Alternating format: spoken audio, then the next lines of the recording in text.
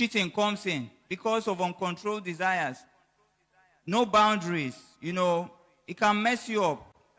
If you err, if you make a mistake, own up and then correct it. But if you keep on in that circle, in that life, it can ruin you. It can ruin you. Please, if you cross the line, admit you cross the line, correct your errors, move on. But whatever you do, please make sure that you check these things.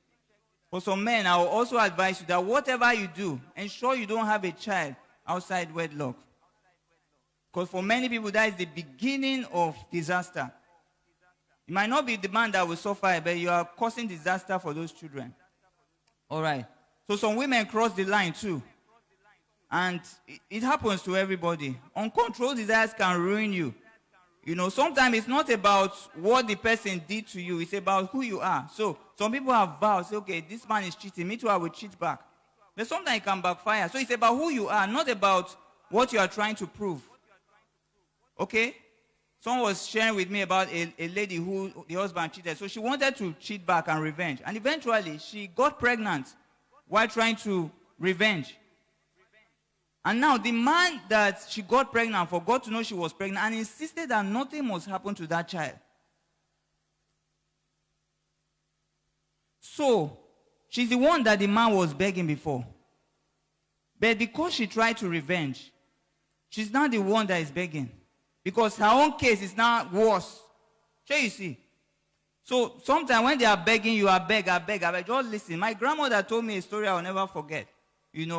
It's been years, but I kept it in my head. It said two men were fighting. So one wanted to hit the other one. And they were begging him, I beg. In fact, the other one was the aggressor, the one that was challenging him. So this guy, they were begging him, leave him. Something just entered. He said, wait, he said. He just gave the guy a blow. The guy fell down and he died. So, the case has changed. You kill somebody. Please be very careful. So, what are positive things we can learn from foxes in marriage? Number one, adaptability and resilience. Now, after this session, we're going to have some questions. So, if you have questions, just write them down or you can ask within that period. So, maybe you can start writing now if you have anyone. Adaptability and resilience. Philippians 4:12-13. Paul was saying, I've learned to abase and abound. I've learned to abase and abound. So meaning that in any situation, I have been able to adjust. I don't allow any situation ground me. When it's time to drink garri, I will drink garri, and I'll drink it with pride. When it's time to eat chicken or dine in a 5-star restaurant, I'm going to do it with pride. You get? So now, in the same way, in marriage, because foxes are adaptable, they are able to adapt to environments, we need to learn to adapt as married people. Because in marriage, things will not always be the same. The idea some of us have of marriage is that everything will be fine. Yes, there are times everything will be fine, but there are times also that you will face challenges because that is how life normally is.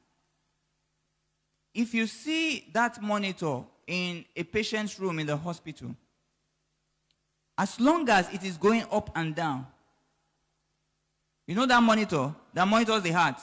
As long as it's going up and down in a zigzag fashion, what does it mean? It means the person is alive. When it goes straight line, what does it mean? So that's just how life is. So as long as you have that zigzag, you are still alive. The ups and downs are what make us. But when you have a straight line, you are gone, you are dead. Right, so we need to understand that in the same vein, in marriage, things are going to change. Situations, you might need to adjust. And